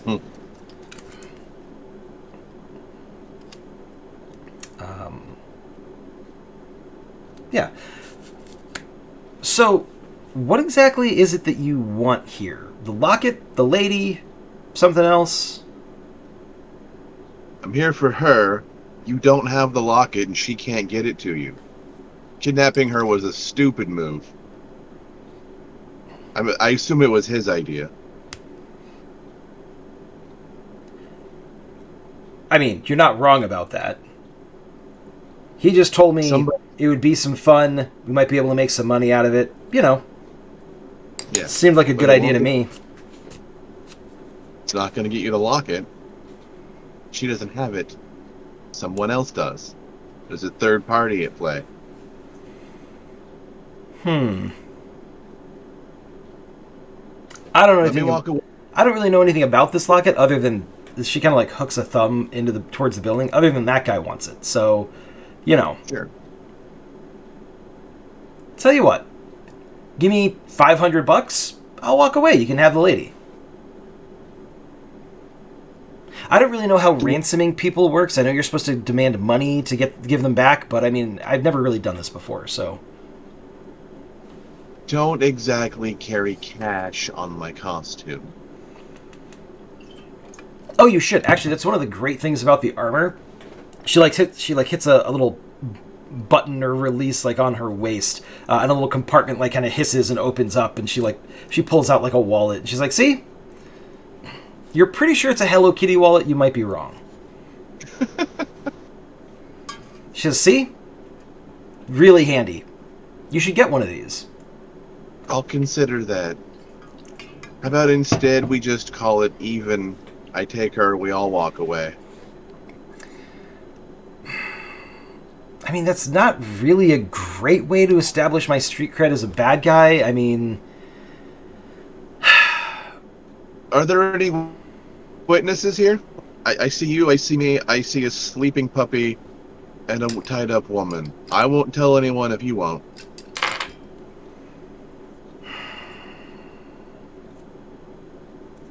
Give me... Actually, let's go ahead and... I'm going to draw another narrator card. It is neutral again, so no healing on either side. Give me a... This is going to be a willpower action. You would be using persuasion, which is a skill you don't have, sadly, but... That's gonna have to be a 12. Okay. Let's see, what is that? Okay. You can go ahead and draw your card back. She kind of thinks about it, and she says, "Look, I'll make you a deal. You toss me your number, or, whatever social media platform you use, and we'll be in touch. I'll be in touch." Don't look at me like that. You're cute. What do you want from me? Alright. Yeah, and I give her the same email that I gave Brock.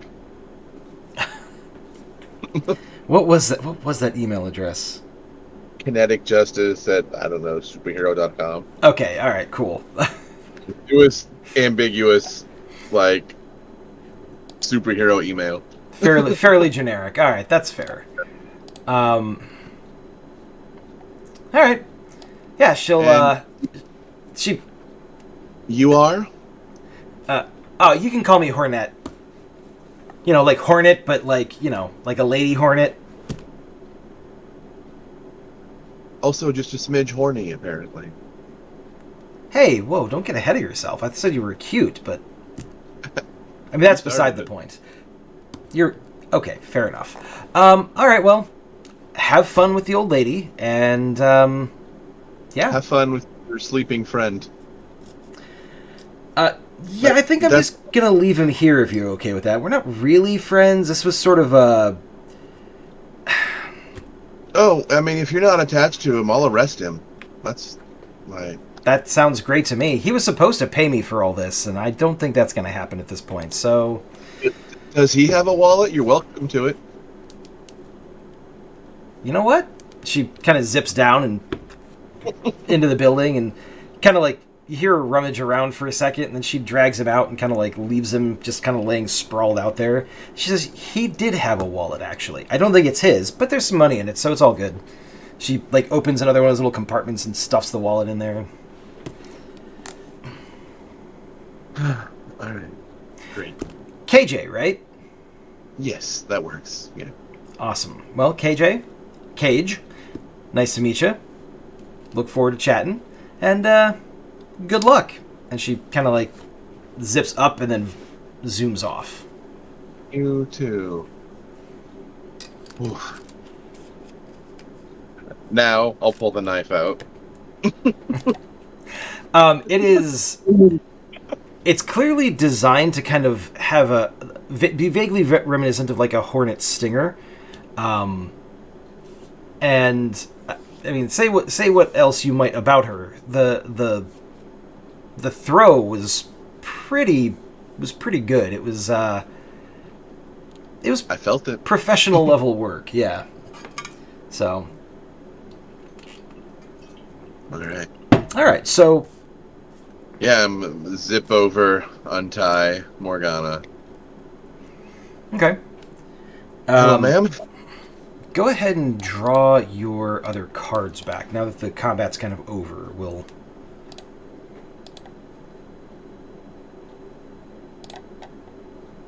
That's much better. Okay.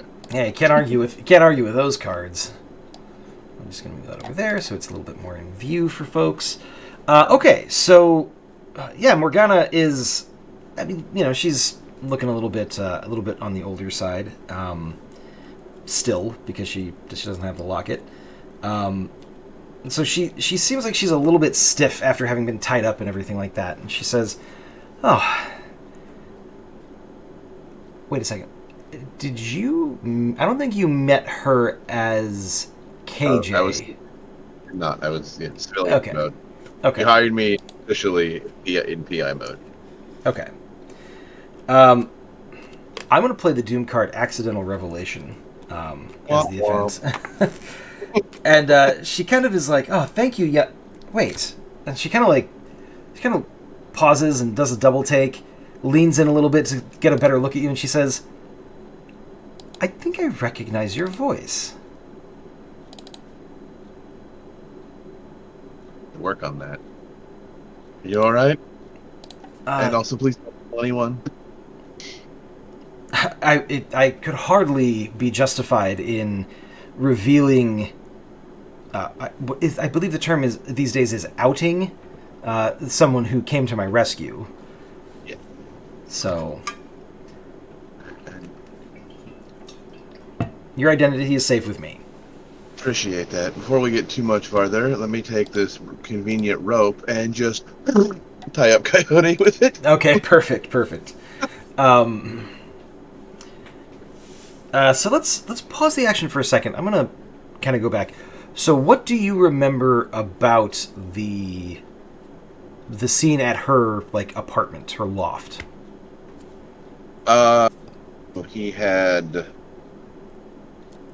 He came in through the door, took her out the window.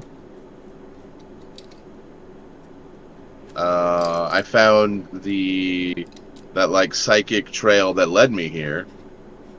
There was the weird cop who followed me. Okay. Is there anything? Now you were saying something. You were fairly confident about there being another party involved. What do you know about that made you so confident? Oh no, the other guy who jumped the fence at Brock's, and I'm assuming is the one who stole the locket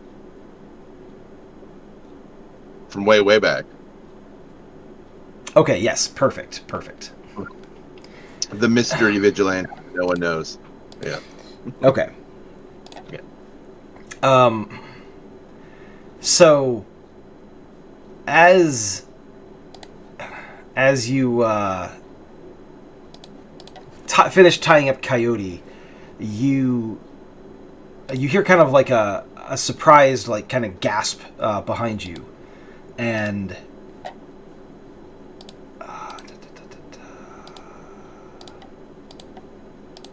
I will turn.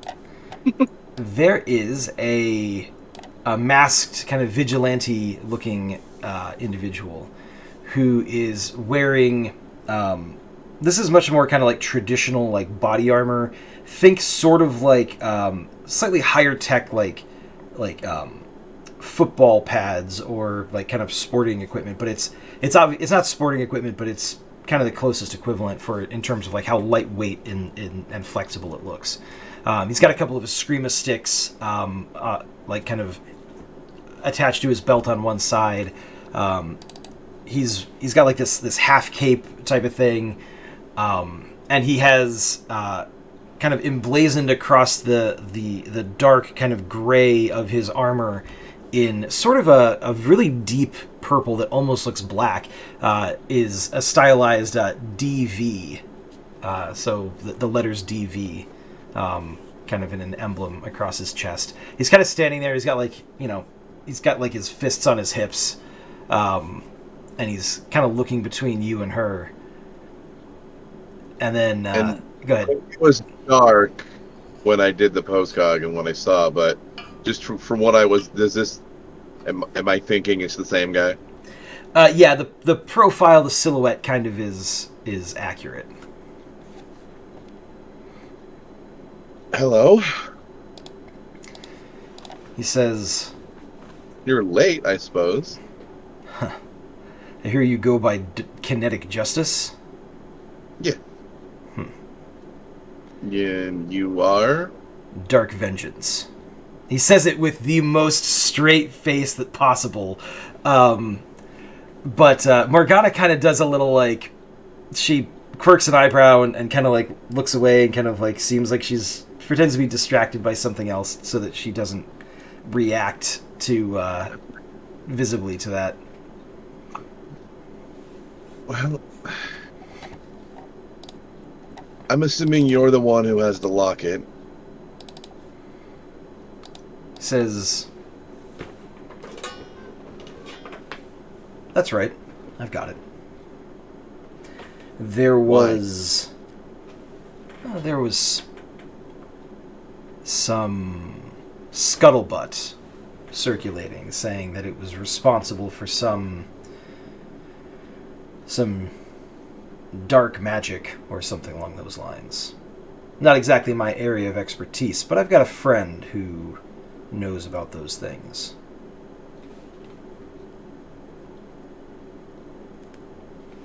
Okay.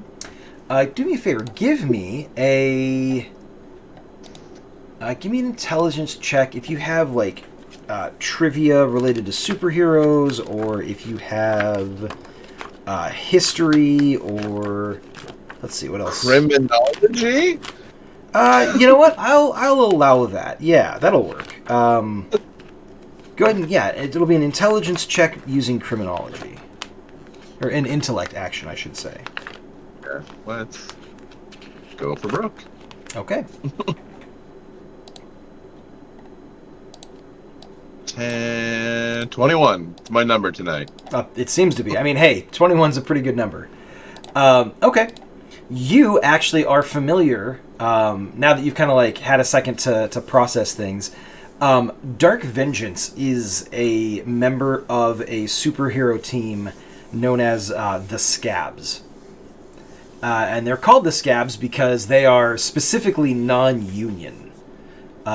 They walk this really weird line between, are they heroes who are just trying to help people, like, without having to be constrained by union rules?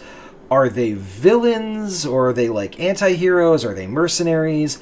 Because while, yes, they do show up to, like, ostensibly stop bad guys or disasters and things like that, they are decidedly for profit. Like, they usually expect to be paid after the fact. And there are some reports, uncorroborated reports, that if they save the day and the people endangered don't pay them or compensate them in some material fashion, that those people end up meeting with accidents. Not like they don't, like, end up dead, but they end up definitely hurt or, like, inconvenienced, or their house, is broken into and, basically ransacked. It's a trend that nobody has been able to link directly to the Scabs team, but it's a thing. You can go ahead and draw that card back that you played.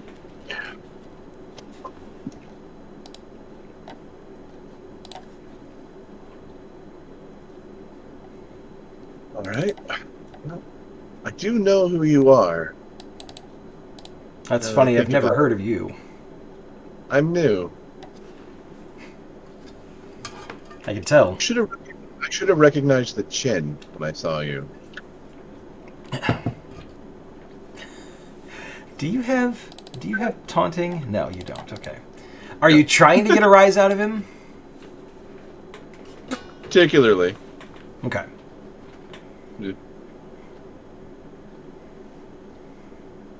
Well, I assume you want some kind of money, but we need to lock it back first. He, of course, he's got a utility belt with pouches on it. He fishes in there, kind of pulls it out. He tosses it at Morgana, very kind of dismissively. Says, my guy said it's only going to work for members of her family line, so it's kind of worthless to us.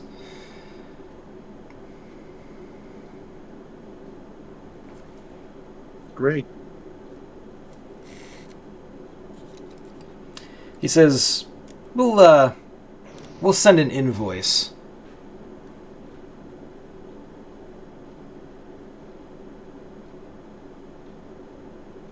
Okay. Just look at her like, it's your money. She kind of glowers at him, and she says, "Oh, you expect me to pay you for returning something you stole from me?"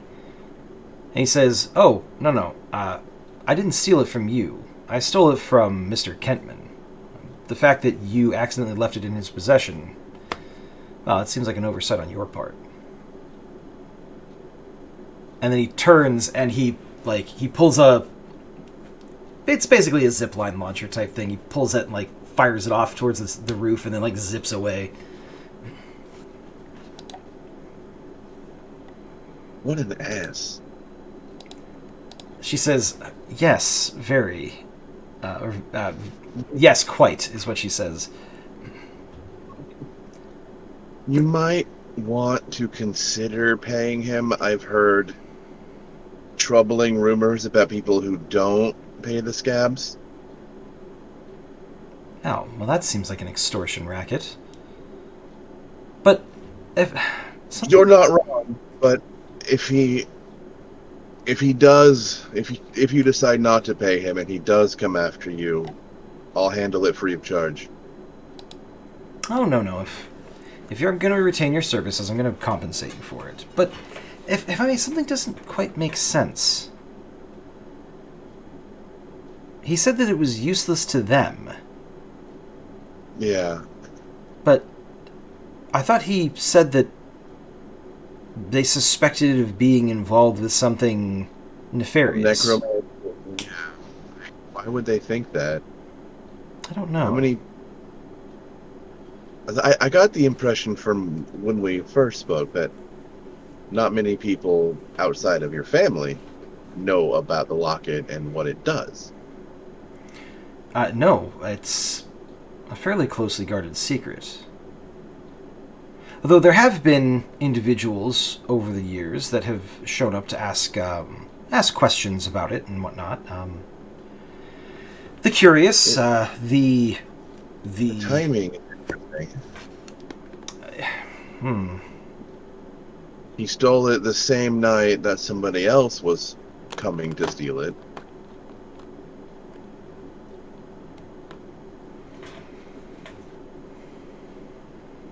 It's a troubling sequence of events. It means there were two separate parties interested in acquiring the locket from you for, I assume, different purposes. I don't. It's a good question, actually. He seems fairly tied up. I'm gonna see if I can't kick Coyote awake. Okay. Yes, he kind of stirs and kind of groggily is like, what? Hey, kind of snarls and snaps at your feet. You lose. Calm down. Why did you want the locket? Because it's supposed to give you eternal youth or something. Who wouldn't want something like that? And how did you hear about that? Kind of clams up a little bit and kind of, without, obviously he doesn't have full use of his arms, but he kind of pushes himself up into a seated position. He says, "What's in it for me if I tell you?" I might let you go. Might, huh? If the information's good, the lady here might pay for it. Maybe you'll have a little nest egg when you get out of jail if I don't let you go. Could go either way. Could be both. Give me a willpower action. Persuasion or intimidation would be the appropriate skills, but I don't think you have either of those, so... But I have this. You do have that, which is nice. And that. Let's see, that's going to be 7, 11 plus 7 is 18. Okay, it's not 21, but it's still 18. Still 18. It's pretty close to 21. And you can go ahead and draw your card back. He kind of thinks about it for a second. He says,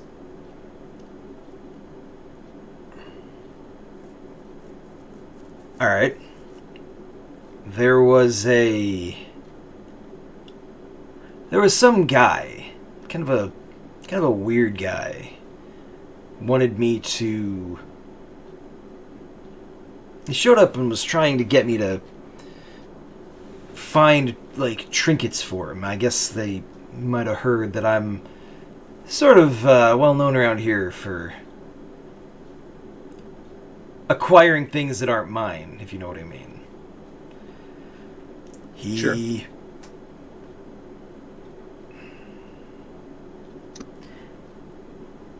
I don't know. Like, look, this is going to sound ridiculous, but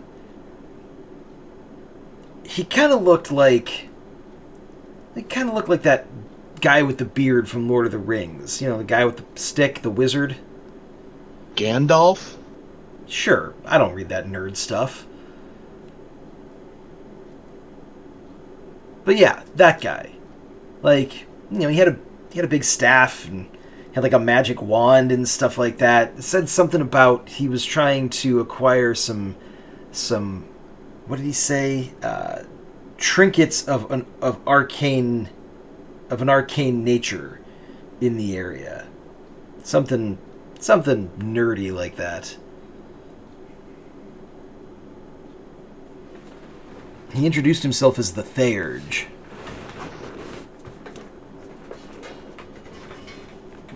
He had some big... honestly, kind of looked like a roided up version of me. Some big werewolf looking guy. I asked him why he didn't just have him go do it, and he said apparently he had to go retrieve something that was going to need a little bit more muscle. I'm paraphrasing, of course, but you know. And he just suggested that you steal this for yourself? No, he said I was supposed to bring it to him. Bring it to you, okay. Yeah. But contrary to what people think, and the reputation going on around me, I don't tend to just steal from little old ladies if there's a possibility they're going to get hurt. He kind of like looks at her and then says, actually, I didn't know she was a little old lady. That didn't happen till afterwards, but, you know, why draw attention to yourself when you can scare some chicken shit, you know, hotshot TV reporter into doing your dirty work for you? Sure. Why the kidnapping? Just trying to get the locket. She obviously didn't have it. I didn't know that. Maybe she got it back. I don't know. I figured if I took her with me, we could either ransom her off, and then I get some money, and I don't have to worry about Mr. Wizard. Or she tells me who has the locket. I go get the locket. I give it to Mr. Wizard. I get paid anyways. Foolproof plan. Except he kind of like kicks at you a little bit. Not like in a way to hurt you, but kind of like just annoyed. He's like, until you came along. Oh, and also accept the fact that you are a bit of a fool. Hey, look. I'm not throwing out any insults. I'm not bad-mouthing you, okay? Maybe give me a little professional courtesy.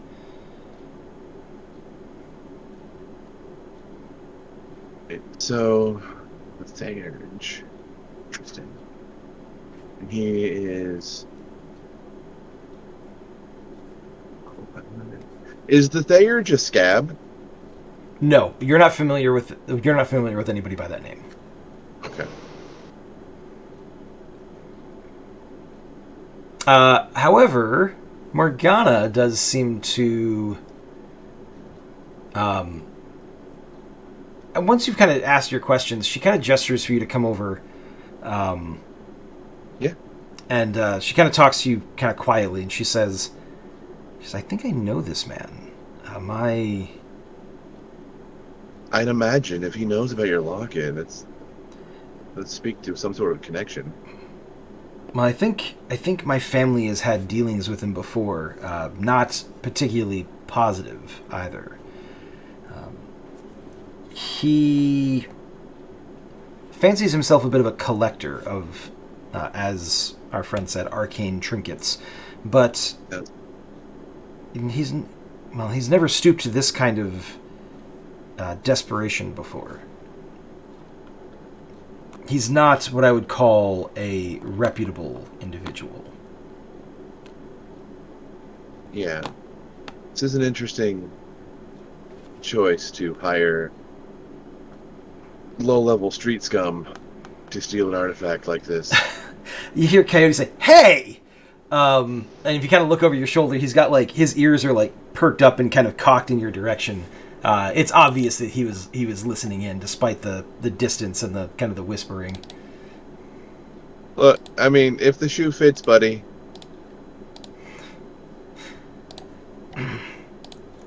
Says, I'm going to remember this. Me too. I can't not. Yeah.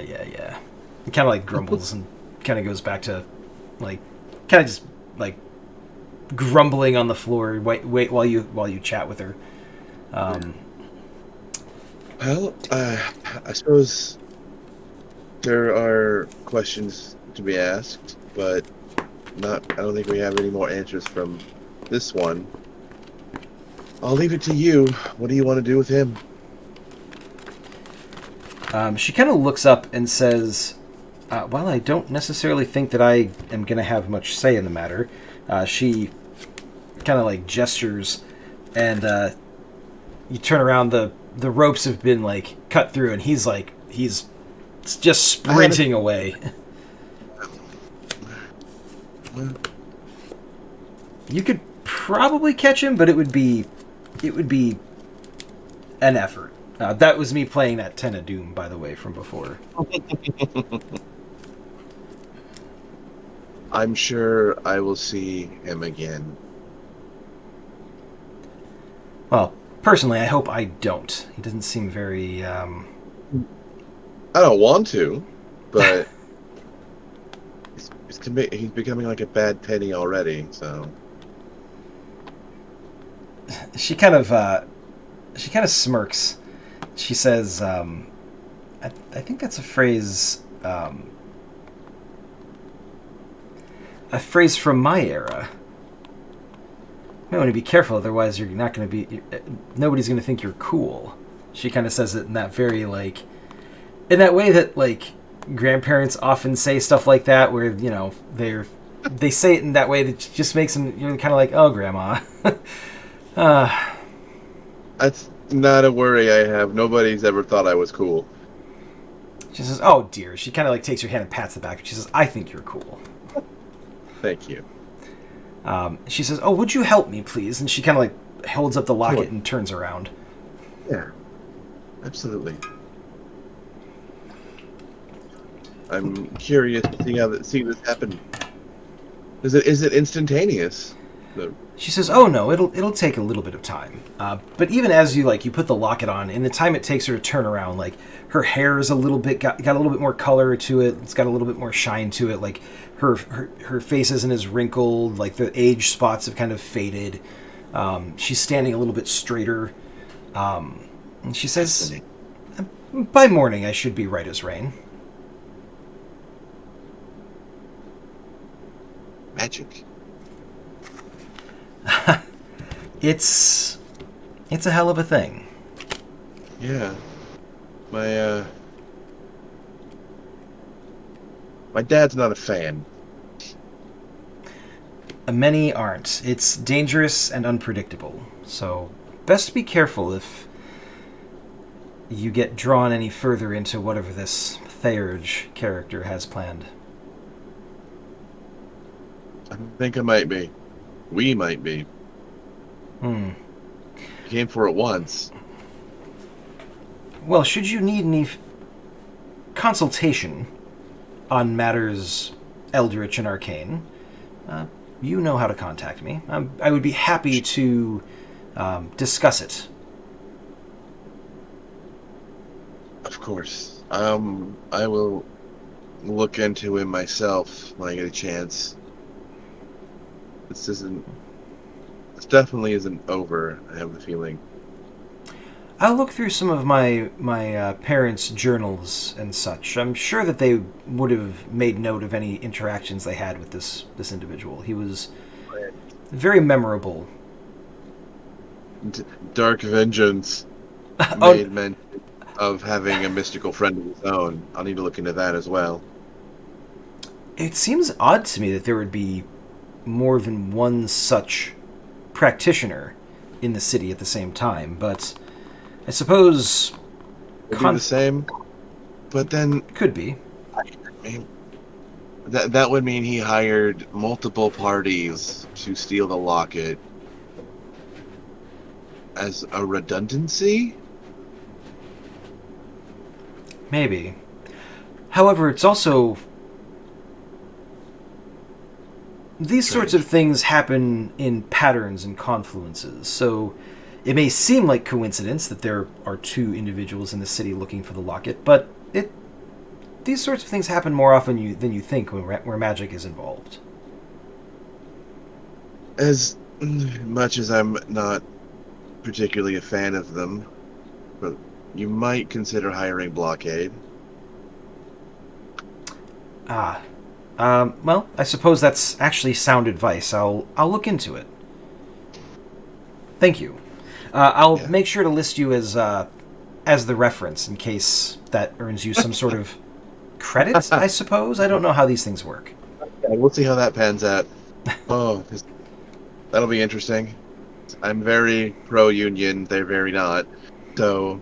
Oh, so am I. Quite frankly, you have to protect the rights of workers, especially when they're doing something as dangerous as what you do. Yep. She kind of looks around and says, "I get you home. Yeah, my car's not too far." Oh, that would be lovely. This is not a particularly pleasant neighborhood. Yeah. All right, and I think the issue kind of ends a little kind of like a overhead view of, like, you know, she puts her hand through your arm and you kind of escort her through the kind of like twilight hours, like the street light kind of flickering overhead as you escort her back to your car and back to her apartment.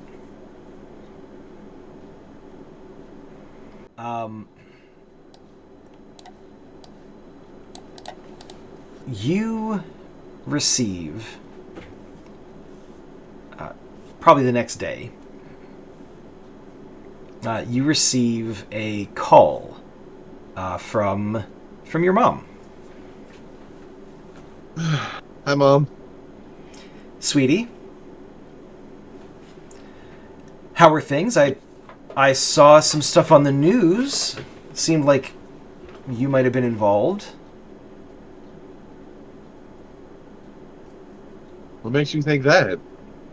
Well, I mean, I saw you on the news go into that apartment that had been, like, attacked or bombed or whatever it was. Oh, okay, Mimi. Right. Okay. I was like, nobody... Okay. I'm very careful not to be seen otherwise. I mean, you're walking around with the cops out there. It's kind of high profile. Also, associating with the police, what have I told you? Hey, look. My civilian identity is as a private investigator. I have to have a good rapport with the police. Otherwise, they'll get in the way. I know. Your father told me the same thing. I don't trust them. You know, who knows? They try to pin something on you. It doesn't matter. That's not important. So, one of them was following me. That's... Yeah, see? Exactly. And she kind of like puts the phone down for a second. She's, I told you they were following him, see? And she puts the phone back. That's not important.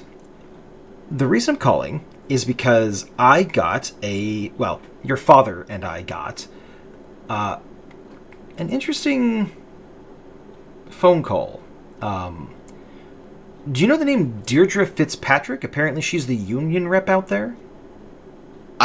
I want to say that he would know that because he's very much Yeah. hovering over all the union news. So, yeah, I definitely know the name. Yeah. Okay. I've had my paperwork filled out for months. Been Well, kind of waiting for a call. surprisingly, she called us to get references. She knows that we're your parents, but, you know, they're... Say what you will about the Union, they're really good with the whole secret identity thing and et cetera, et cetera. So, I think that you should give her a call. I mean, here's her contact info. I know formally you're supposed to wait until they respond for your application and everything like that, but there's no harm in being proactive, right? Sure, yeah. I mean, I've been waiting a while, and the vote's pretty soon. Kind of wanted to be in before the vote. Just, Well, I mean, you've got glowing recommendations from two of the most famous non-union superheroes on the East Coast, so that's got to play something in your favor, right? Those glowing recommendations are why I'm not in other unions, and I have to live in Portland, but yeah. Are you blaming us for the fact that you moved across the country? I haven't. You don't even call, and like there. She kind of goes on a slight tirade, and then you hear your dad kind of wrestle the phone away and say like, "Son, just call her. I'm sure you'll do great." And then like, "I'll talk to you later," and he hangs up. Love you too.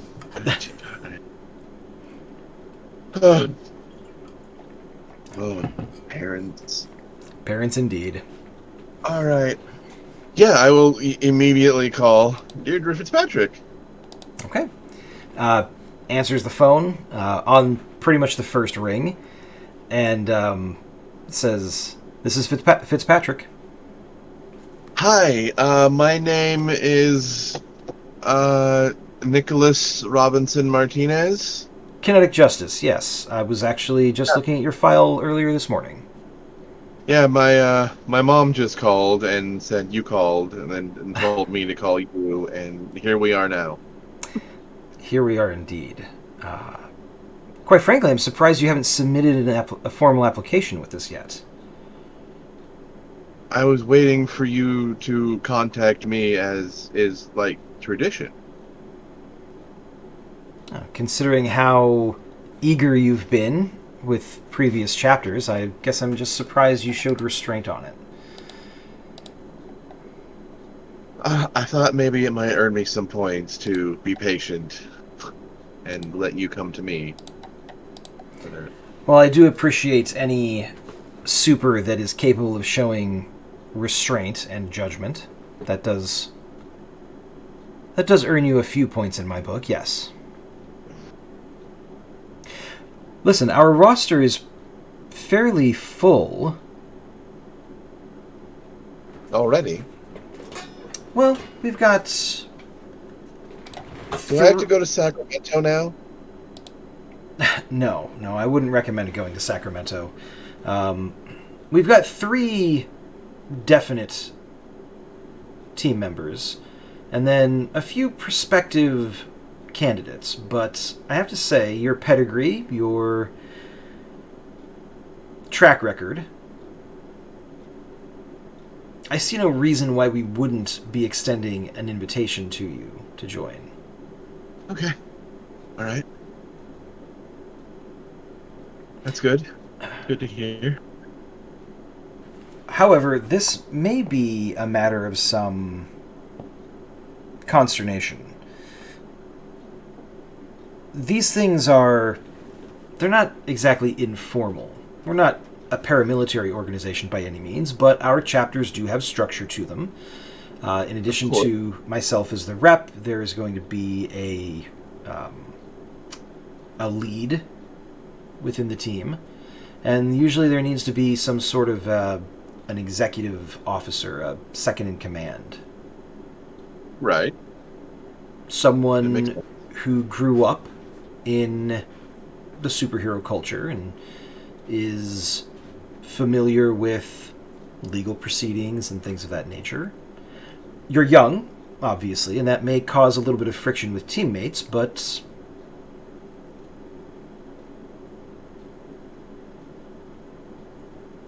Absolutely. Of course. good.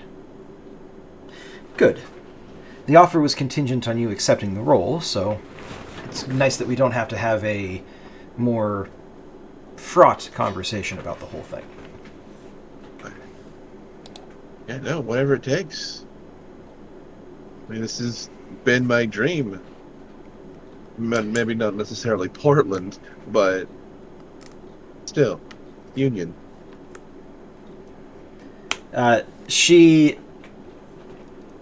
The tone of her voice when she says congratulations it's not sarcastic, but it's very clear that this is not something that she considers to be a particularly auspicious or momentous occasion. It's like scanning a carton of milk at the grocery store to her. For her. Yeah, she just says congratulations. You can stop by the office. She gives you an address to pick up your paperwork and sign everything. And it's already filled out. I can email it to you when we're done here. I've had it filled out for a while. Right, of course. Once you send it in, you'll get an email back within 2 hours with the DocuSign link so that you can finalize your contract, read over the terms, sign it, return it, and then everything will be official. Of course. My teammates, I can't help but catch the news. Is one of them... What was her... Was she Amber? Yes, Amber is on the team. Okay. She was... I haven't seen the other... Well, no, there was that one. But what are they... She fought that weird monster at school? Ghost, yes. Ghost. I missed the name of the newscast. Okay. Interesting. Okay. Not particularly inspired as far as code names go, but that's not really anything I'm too worried about. I feel like Amber's an interesting choice as well. Well, that's a whole other conversation. But I have things to do. I've got a fifth member to discuss joining, and I'm a little bit behind schedule, so we'll be in touch. And she hangs up without saying goodbye. Thank you. Right. Immediately just goes over to the computer and like opens the tab that's been open for like 6 months. Send. And it's yeah. Okay. So yeah, I think that's actually probably the perfect place to kind of like freeze on, is like the close up of the the cursor clicking send.